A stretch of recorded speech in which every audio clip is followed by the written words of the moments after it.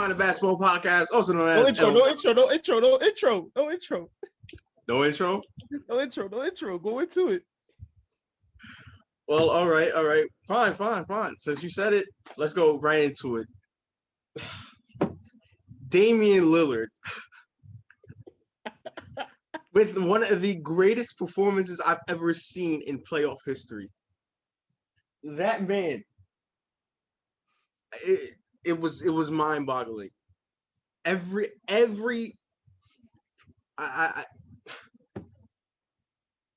couldn't believe my eyes. I couldn't believe what I was watching. That was hands down one of the greatest performances I've ever seen in my life. He's better than Steph Curry. No. Ladies and gentlemen, it's saying that he's better than Steph Curry. I'm not trying to bring him down. So let's keep praising him, okay? Oh my God. That was one of the best performances in playoff history. That was one of the best games in playoff history. The Portland Trail Blazers going up against the Denver Nuggets in Mile High City in Game 5, potentially the biggest game of the series. Whoever wins this game takes the series lead. It didn't look like Portland came to play at first. They got down big. They were down by 20. And Melo was struggling. CJ was struggling. Go on. Nurk got in foul trouble, especially late. Yeah. Which eventually got him fouled out. Yeah. On the opposite side, Michael Porter Jr. came to ball out, had his best game of the series. Monty Morris came to ball out, had his best game of his life. Yeah. Nikola Jokic, of course, the MVP, had a great game as well. Austin Rivers stepping up again for another postseason game. And once you think that they're running away with it late in that fourth, even though the Blazers battled back, because they did have some good contribution. Covington played really well. Yeah. Damian Lillard.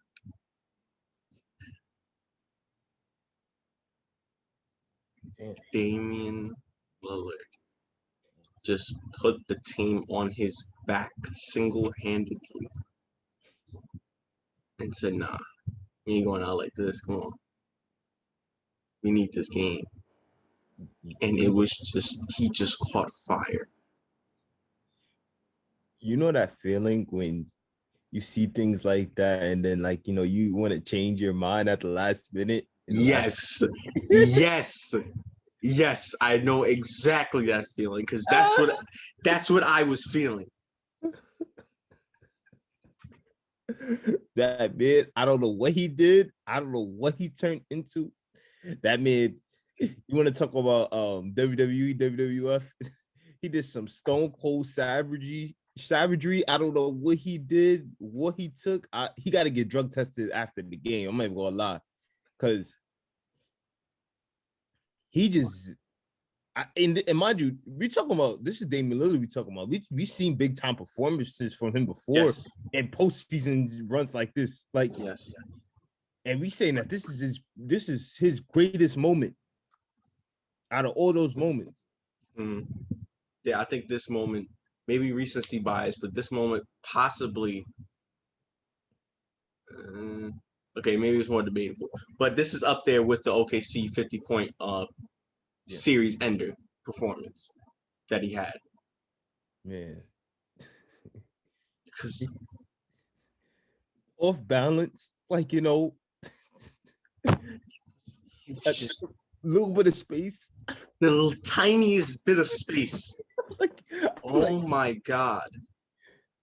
Like the dude is just coming from doing a spin. It's just the dude have under the legs, behind the back, spin move. step back, like how, like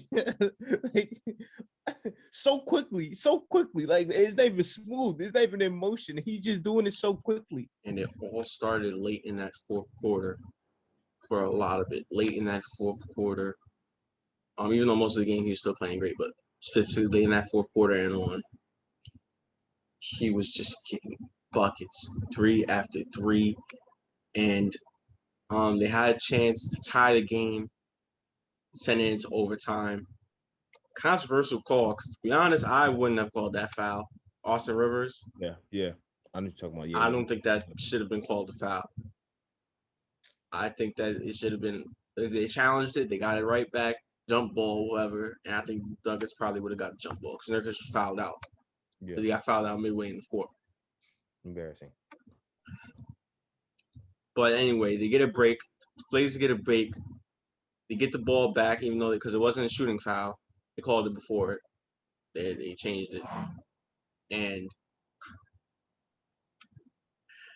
man, the Nuggets wish that wish that it never happened. Because Dame, right on MPJ, it was great defense, but Dame just creates space, step back 3, ties the game. The Nuggets get a shot, but I mean they just had to rush it, half court. They sends it into overtime, and in OT, where the Monty Morris back-to-back threes, Austin Rivers a 3, and they're up by 9. Yeah. And with 2 minutes left, Dame says, "Nah." He said, "Nah, not today. That ain't happening again." Not this way. And Damian Lillard, 3 after 3, back-to-back threes.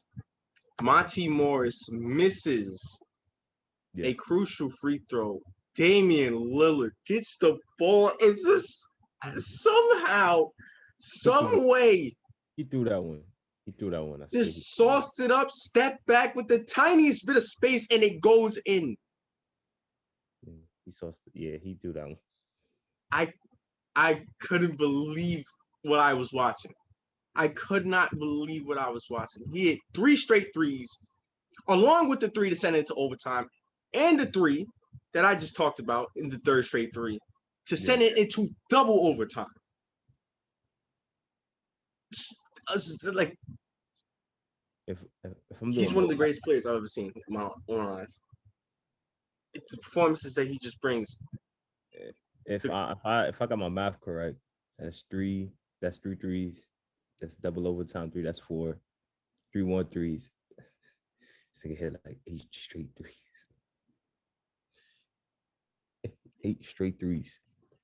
All right, 8. Let me tell you, I think it was 7, maybe 7. 7 straight threes. And if this not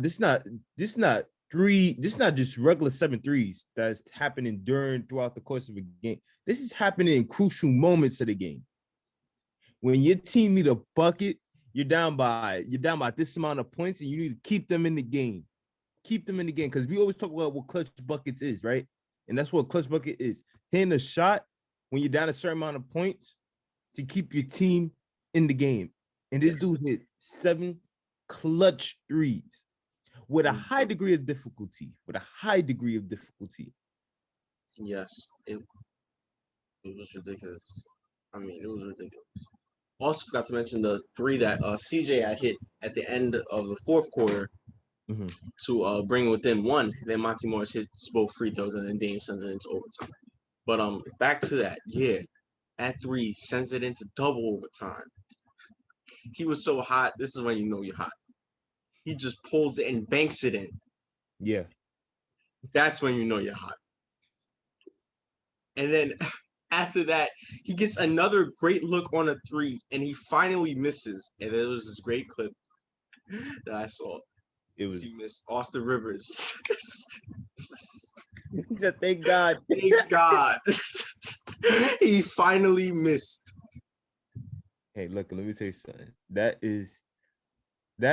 should be a testament to anybody's greatness. When you have a player just looking at you and saying, "Thank God," you know you're a real talent. You know your real talent when somebody on the thing is like praying, say, "I hope he missed," and they say, "Thank God." And I forgot to mention the layup right before the bank three Mm-hmm. that he had. And I'll give some credit to the other Blazers in terms of defensively, because Carmelo and Covington was trying their best to stop Jokic. It really was. And sometimes they did, in the crucial moments they did, to out keep the Blazers in other moments, like a moment I'm about to talk about, Jokic just did what he does best. But like I said, and it was tie game 140-140 for a while, for a minute. And then this is what I'm talking about, Jokic. Jokic gets the ball. I think Melo's guarding him. Or I think it's Covington actually. was Covington guarding him? You talking about the one where he got the The pass. pass? Oh no. Pass off. Yeah. Well, it was 140-140. And I think it was Melo guarding him. He's binding him up. And he's calling the play. He's telling players to move. And he just does this beautiful cross-court pass, which Covington jumps to the highest that he can get to. And it's just right over his fingertips. And Michael Porter is open in the corner, and he gets the three to take the lead. Yeah. And Mike Malone finally said, okay, maybe we should start, playing some better defense on Lillard. So Lillard doesn't really take that many shots after that miss. Yeah. And instead, he gives the ball to his teammates. Covington, he gets the ball when he cuts. Covington gets in. It looks like an easy dunk, and he misses it. You know what I'm talking about, right? Yeah, he misses it. And then they get a stop, and he gets the ball to CJ. And CJ pump fakes, looks like he's going to go cut to the lane or pass it out for open three, and he steps out of bounds. Yeah. Two costly mistakes by the Blazers. Costly mistakes while they were down by 3. And then eventually, all the Nuggets had to do was get the ball, come out of the ball, hit free throws, and despite Damian Lillard's 55-point performance, 55 in a playoff game in Game 5, when the series is tied 2-2, and 10 assists. Despite that performance, the Blazers fall to the Denver Nuggets, fall down 3-2 and face elimination. Yeah, man. And mind you, this is a crazy bounce back game for him because he had a struggling Game 4. Yes, coming off with 1 field goal to 55 points. Yeah, in which the Blazers wanted to blow up, but like that got to be really gut wrenching for the Blazers, man. That's gotta hurt, especially for your star player to have that kind of willpower to like basically carry you. Well, I'm not gonna say carry, but to basically will some energy in you guys to play at your best and stuff like that and everything. And in my opinion, and I will hold true to this no matter what, because of course people don't like what ifs at times. Also, but I'm telling you right now, if CJ McCollum did not step out and he wouldn't have shot that, I felt like he wouldn't have made that, and that wouldn't have been a tie game, and we could have potentially seen a third overtime. Well, looking like I don't think he was going to shoot it. I think he was just going to pump fake and then roll into the basket and then pass out to Covington, which he did. Well, whatever. If it wasn't for that costly mistake, and I know Covington messed up before, but I feel like if they want to find some way to get a play, I felt like they want to find some way to either win it to a third overtime or take the win. But again, the crucial small mistakes like that happen, and this is seconds. This is seconds left on the clock. So of course there's no opportunity at that point. A costly mistake, you down by 3, and you just gave him the ball back. It's just like, but it was a mental error. Like, his foot steps out of bounds. Sometimes things like that just happen. You just don't notice it. But yeah, this has to be tough for the Blazers because to have that situation happen, and both teams need this game, and that thing happened, you want it to go their way, and it's just like, oh man, we getting so close after having a tough beginning, and we finished out because it's not how you start, it's how you finish, and they had the potential to take this. It's just like, oh man, those little small mistakes that you think wouldn't affect things just affect things big time, man. Listen, I mean, the other guys got to be better. Norman Powell got to play better. CJ got to play way better. Yeah, Melo got to play way better. yeah, I mean, they rely on those guys um to help put in the input offensively. yeah. And it's crazy because you also said it too. I would, in my opinion, at first I thought about it. I was like, wait, why didn't the Nuggets just double Dame from the moment he started getting hot? And I was just like, well, wait, I forgot. It's Portland. But they Like, were and listen, at that point, I don't care. Anybody but Dame. At that point, anybody but Dame. it's, for me, it will be kind of tough because then I got to deal with CJ if he starts getting on the Yeah, road. And it's like, and then you got to give it up to Melo, who again, top 10 scorer of all time, like pure bucket. Like it's that I could really. It's like that, and then I got to deal with Norman Powell, who could potentially start getting hot too. It's like it gets tough, and then I got to deal with Covington, who's a really good 3-point shooter. So it's just like you got to pick your poison. But yes, in situations like these, you would double still anybody else but Dame. yes. But it's like then you gotta be wise about your poison because if those other guys get hot, then I understand that, but Dame is hot. What they say, hotter than fish grease. So at some point, Mike Malone, you got to send a double team. Everybody else on that floor was struggling, besides maybe Covington. So anybody else beats you, okay. He's going off right now. yeah, What are people gonna say? What can you do if you lose by via other options? yeah, Then you'd be like, well, I mean, Dame was hot. What else are we supposed to do? Double team and get the ball out of his hands. Luckily for them, we don't have to talk about that because they won the game. We spent a lot of time talking about the Blazers and Dame, but we got to give credit to the Nuggets. I mean, offensively, they played spectacular basketball offensively. Spectacular basketball. Monty Morris really stepped up, and even though he had that key missed free throw, in which Dame hit the 3-pointer to send it into double overtime, he played spectacular throughout the entire game. yeah, Spectacular. I mean, he was just 28 points. Mhm. Role players is big time. Wasn't expecting that performance, but you're glad he got that performance. Austin Rivers, once again, I mean, he's really been stepping up yeah. in this series. Thank Really you, been proving his worth. What? thank you, New York. Yeah, we could use him now. Um, really been proving his worth. Yeah, As a valuable NBA player. yeah, Michael Porter Jr. been having his best season of his career yeah, so far, and he's continuing with this performance that he just had. yeah. Hell yeah. I mean, he played great, and of course, Jokic's playmaking and his ability to score. I mean, and Covington and Melo just trying their best to just somehow contain him. I mean, you got to give credit to this Nuggets team. They played offensively. They played spectacular. Dame just got the hot hand. They just couldn't stop him. But nobody can really stop Dame when he has a hot hand. So I'm not gonna blame him for that. I wish Mike Malone had a better strategy when Dame did get hot. But Yeah. at the end of the day, they got the win. So all that doesn't matter. And now it's going back to Portland. Let's see what they could do. Yep. Now going back to Portland, and the Denver Nuggets take the series lead and are one win away from advancing to the second round.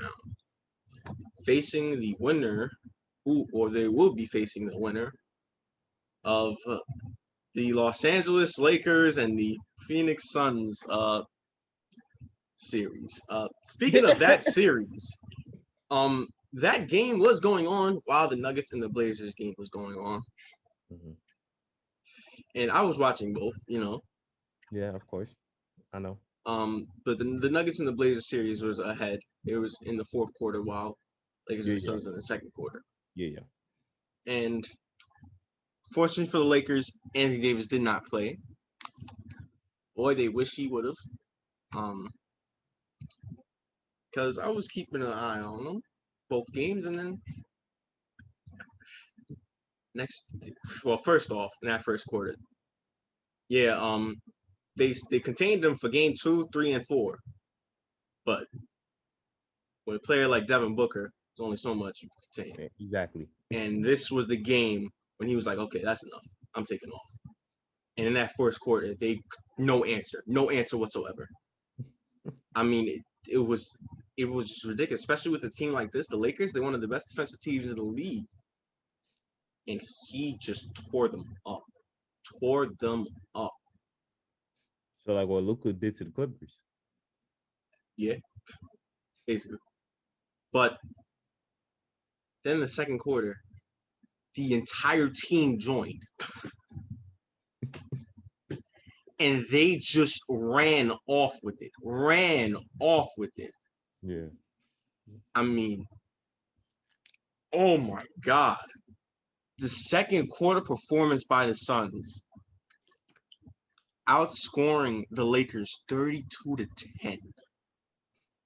32-10.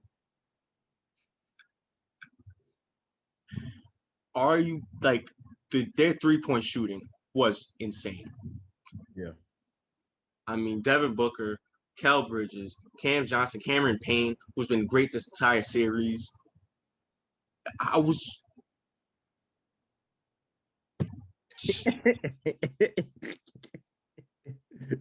didn't know what I was seeing. Hey man, probably this is a sign. Is Father Time getting to Braun? Is he slowing down? Hey, don't start, man. I'm joking. But yeah, let's just be honest, man. We all know, as great as the Lakers are, championship thing, and this ain't gonna happen again. Let's be honest, this ain't gonna happen again. I don't care what anybody says. With AD or no AD, situation like this ain't happening again. But they're not the fastest team in the league. They're not one of the fastest team in the league. They play more of a slow down kind of game. They're not a fast team. In the Suns are a fast. The Lakers can play fast pace. They could play. They could play fast pace. When they need to, they play great. Fast break basketball. Yeah. Yes, they do. But their main thing is usually slowing down the game. Of course, they still generate a high amount of points off of it, but they're more of like a slow down stance in which somebody like Phoenix, again, when you got a bunch of young guns like that, you can't, with the chip on their shoulder, you can't really, you could try your best. And of course, they're one of the best defensive teams, so obviously going to try, but sometimes they're going to have their days, just like how the Lakers always going to have their days. And no AD, man, did they take advantage? Yes. Did they take advantage? The Suns really put a beating on the defending champions. A beating. The Lakers really struggled offensively. Every time they missed a shot, every time they turned the ball over, the crowd just got erupted. And then when the Suns got back and scored either 3 fast straight transition bucket, erupted. You can feel it in Arizona. You can feel it. Yeah. They want this. Beat LA. They was hyped before the game even started. Beat LA. Yeah. We want this. And in that second quarter, it didn't look like the Lakers wanted it. Yeah. Oh my God. What a performance by the Suns. Unfortunately for them, though, in that second half, Chris Paul got hurt again. It's like at this point, man, it's like he left the game and he didn't return. I really hope it's nothing. I come on. This can't keep happening.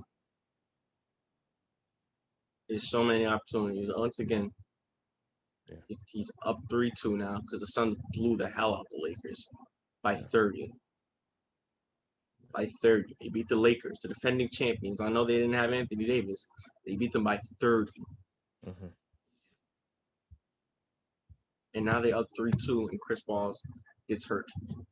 I don't know if he will remain out. Either way, that sucks. Yeah. It really does. Man. Oh.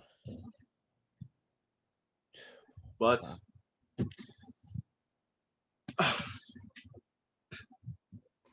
if Anthony Davis don't come back, Chris Paul don't come back, it might be even. Yeah, it might be Give or even. take. Yeah, give or take. Yes, it might be even, but actually, no, it's not gonna be even. Because go on, my bad. Because Chris Paul is as valuable to the Suns team as LeBron is to that Lakers team. Yes. Just Chris Paul isn't as strong, as built, or as tall as LeBron.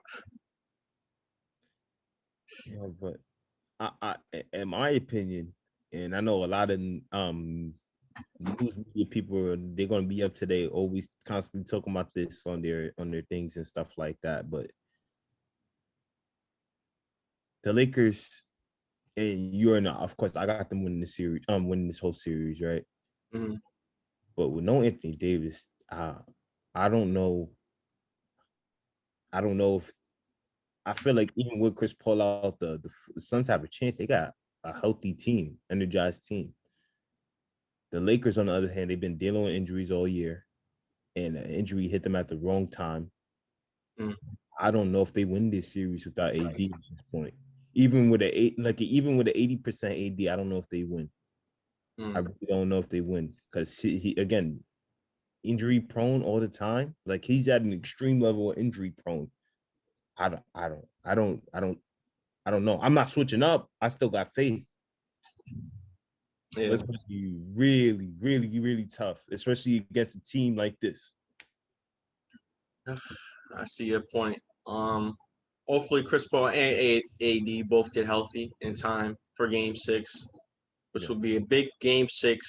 As you mentioned, Game 5 goes to the Suns in a 30-point blowout, and now the Lakers are facing the defending champions face elimination, and the Suns are one win away from advancing in the playoffs, something they haven't heard in over a decade. It's gonna be a big Game 6. Yeah. But the Lakers are facing elimination now. Fortunately, let's talk about a team that has been eliminated. As the Brooklyn Nets face the Boston Celtics. The Nets got eliminated? Oh no. Let me stop. Everybody in NBA will be laughing at that if that happens. Every NBA fan will be laughing. I mean, the Celtics, they tried their best to stay within it. Yeah, they fought hard. They're just outmatched. There's nothing to say. There's nothing to. There's no, there's no formula for this. Yeah, there's no way we can detail it. There's no way we can analyze it even more. They are just outmatched. Yeah.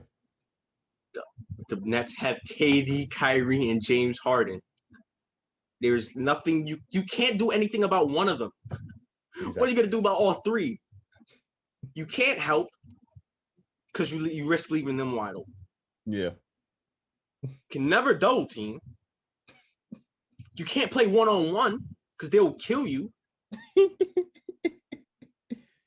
And even if they somehow all three magic, even if one has an off night, the other one's not. Even if two has an off night, the other one's not. Oh, did I mention that they also have a great bench? They also mentioned that they have great role players all around. Joe Harris, Blake Griffin. Yeah. You heard that. I saw I did that. Yeah, I saw what you did. You stupid. No, yeah. Like this team is just they're different. Yeah, look, man. And when you got Kyrie stepping on the logo, there's nothing you could do. Yeah, man, putting his footprints all up on that in Boston, like right there, trying to leave like what they call that, some environmental stuff, talking about the footprint thing, whatever they call that. What they call it. Yo, people are crazy. But yeah, I mean, but let me just say this real quick. The chances that you have of KD, Kyrie, and Harden all having a bad night in the same night. It's the day where you literally think you saw Jesus walking on in the Bronx. Like legit, like truly, honestly, you physically see like this is not no. In this case, Brooklyn. Brooklyn. Like you legit seen a Jesus. You legit seen Jesus walking in Brooklyn, walking towards the Barclays Center. That's the chances that you have of them having off night. All three. Because I've seen James Harden have an off night. I've seen Kyrie have an off night. Rare. Seen KD have an off night. Extremely rare. Now all three on that same team. It's just ridiculous. Especially when you're having someone like James Harden who's willing to sacrifice. And he's been great in that sacrificial role and as a playmaker. He's been excellent. He's might be the most important role on this team. He's not their best player because that goes to KD. Yeah. You know, but he has to, there's someone that has to be someone that has to sacrifice. All when you look at big teams with great players and super teams, somebody has to sacrifice. Yeah. Somebody has to be willing to give up the ball, and he's taking that role. And he's been great in the series doing that. Yeah. While Kyrie and KD has been scoring. And along with that, it's not like James Harden is still scoring. Yeah, yes, he is. He's doing it all. Scoring does not leave you no matter what else you try to do different. It will never leave you. That's all that comes down to. I mean, especially when the Celtics don't have their guys as well. Yeah. And Jaylen Brown and I believe Kemba. Yeah, Kemba, yeah. It's just in my opinion, if Jaylen Brown was to play in the series, I felt like it would have been more of a ball game series than what. I try to be nice. No, it wouldn't. Yes, they would have had a chance, but listen, to beat the Nets without Jaylen Brown, they have a 5% chance. With Jaylen Brown, they have a 6% chance. Yeah, in order for you to beat this Nets team, or for them to all have a bad night in the same. Yeah, exactly. You need God and Jesus. You need God and Jesus on your side, big time. I mean, this Nets team is ridiculous. Yep. And then I mean, the Celtics were sticking in with it till that fourth, and then the Nets went on a late fourth quarter push that really ended. Yeah. And yeah, as a result, that is the end of the road for the Boston Celtics, as they have been eliminated. Sent home. How about B-Town? Unfortunate year for the Celtics because they shouldn't have even been facing the Nets in the first round. They should have been on a higher seeding chart. Yeah. No. But they're ups and downs, inconsistency, waiting up until the fourth quarter to finally get it going all through the regular season. Really hurt them. And even though they did play pretty well against the Nets, with the exception of like game 2 where they got blown out. Yeah. It's just if they played better in the regular season, they wouldn't have been in the situation. Exactly. And again, I don't like making up excuses, but a little bit is because of COVID. Because don't forget, they did miss some games. I believe they missed a couple of games because of COVID. Every team has to deal with that. Yeah, but yeah, the talent you have on this team, you can't be like that. You can't be inconsistent like that because you're just gonna end up pissing people off. Not saying that people don't care because obviously the people don't care. The team is what matters the most. But when your team is having an up and down situation like that, I don't see them doing well as much as I would like them to do if you're up and down like that. So yeah. But good effort, good try. Boys in green, the Boston Celtics going home. And as for the Brooklyn Nets, they advance to the second round and will meet the Milwaukee Bucks. That should be a very, very exciting and fun series. I can't wait. You can see I'm ready for that series. Oh my God, I'm ready. It's gonna be really interesting. If you think Giannis is better than KD, let's watch this series and find out. They got nobody to guard Giannis. Giannis ready to average 40 in that paint. They don't have the players to guard. If the Bucks do lose this series, it's because the Nets are just better offense. There's no way that Giannis shouldn't. They don't have the players to stop Giannis. Who on that team is stopping Giannis? DeAndre's hurt.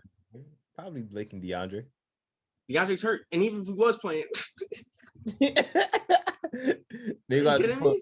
It's going to have to be 5-on-1 when it comes to Giannis. The only way is them stopping Giannis is to literally put everybody on him, leaving other shooters open. And with the way Bryn Forbes and Chris Middleton and Holiday been playing, and Brook Lopez been playing, I don't think that would be a good idea. Hey, don't bring up those names around Jimmy. Okay, let's move on. I'm just saying. You're going to leave Jimmy alone, right? You know I got a lot of respect for Jimmy, all right?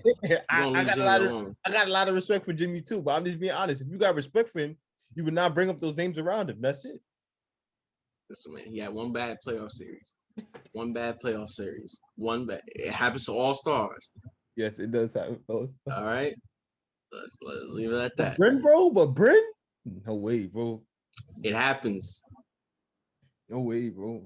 It happens. All right. Let's go on to the predictions for tonight's set of games.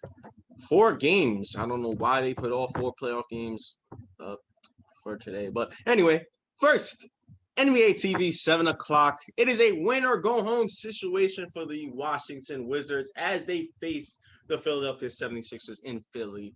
Unfortunately for the Wizards, Davis Bertans will be out for 4 to 6 weeks, which means that, well, let's face it, he'll be out for the rest of the playoffs. Yeah. Because I picked the Sixers to win this game, even though Embiid is doubtful. We'll have to see. We don't know as of this recording whether he will play for tonight's 7 o'clock game. Yeah. But who do you have? Well, I did predict this thing going into 5, and I did see the Sixers winning. But if Embiid's not playing, are you gonna change? No, I'm still gonna stick with the Sixers. But hey, if I watch the game and it's some crazy ass thing happening with the Wizards, then I may end up changing. No. This is final. I may end up changing internally, but hey, in terms of this right now, as we speaking, Philadelphia Bells are the way. I got Sixers as well. Next up, TNT 7:30. In a must-win situation in the Garden, the Knicks face elimination going up against the Atlanta Hawks, who are looking to close out this series in the Garden. Who do you have? I'm not going to say I lost faith in them because I didn't. And I'm hoping and praying that they do something. But I felt like the Knicks dug themselves too deep of a hole. And I'm going to go with the Hawks. But hey, I want New York to win. But I got the Hawks because I feel like New York dug themselves too deep of a hole. I'm not losing faith in them, though. I still have faith. I'm 100% agree with you. We've seen 3-1 leads and come back. Yeah. But yes, the Knicks have dug themselves into a deep hole. But for this game, I do have the Knicks. I just don't think they're winning the series anymore. Yeah. But for this game, I do have the Knicks. Damn, Clint Capella talking shit. Next up, NBA TV 9:30.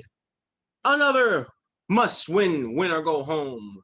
This time for the 8th seed in the Western Conference. The Memphis Grizzlies going back to Salt Lake City to battle the Utah Jazz. The Salt Lake people that play jazz. Yes, I have to go with the New Orleans Jazz as well.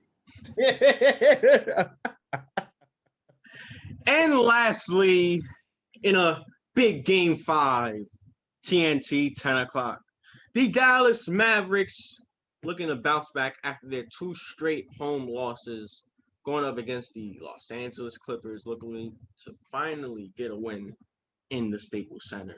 Who do you have for this big game 5? I got the Clippers. Look at you. Look at you. Look at you. I did have to win in the series. Oh, now you had to win. I did have to win the series. Honey, you picked the Mavericks to go up 3-0. Then you picked them to go up 3-1. That means that you switched. Okay, yes. All right. It seemed like I switched. Yes. So now you flip-flopping? I'm not flip-flopping. Like, hey, we've seen the Clippers in bad situations like this before where they ruin everything. So it was just my thing, like, the franchise bad luck is happening again. So that's all that it was. All right, that's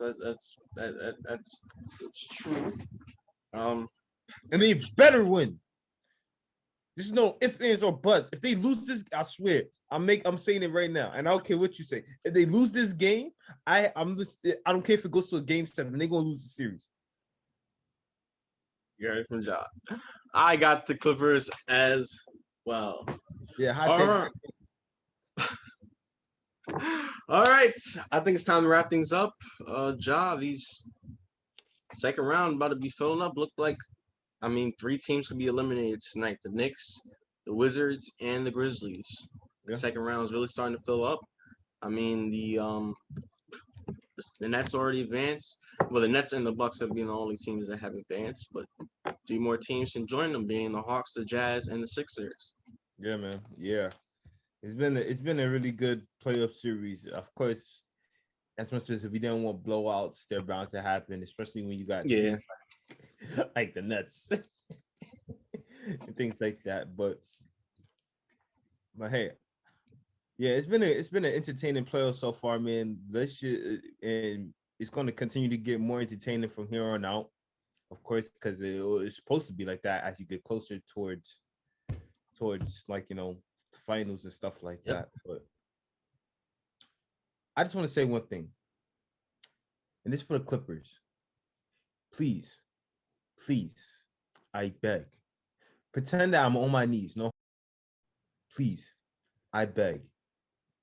Do not, and I repeat, do not this up. Please don't fuck. That's it. Well, 1, NBA would probably be fining you for that homo comment. 2, we'll see if they answer the call and they grant your wishes. But tonight we'll find out if they will. They scare me already, and the game didn't even start at all. They were nowhere near tip off, and they scared me already. Well, as a Knicks fan, I'm already scared. So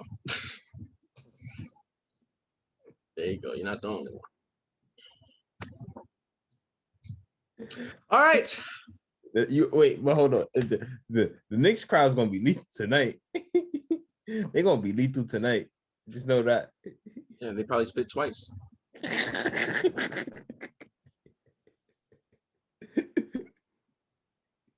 I already tell next year, Trae Young's gonna be public enemy along with Clint, along with the rest of the Hawks. Yep. Hey, Trae Young may end up stepping on the logo. We don't know. Hey, yeah, probably. He should. More entertainment. But listen, if he does, he better get out as soon as he can.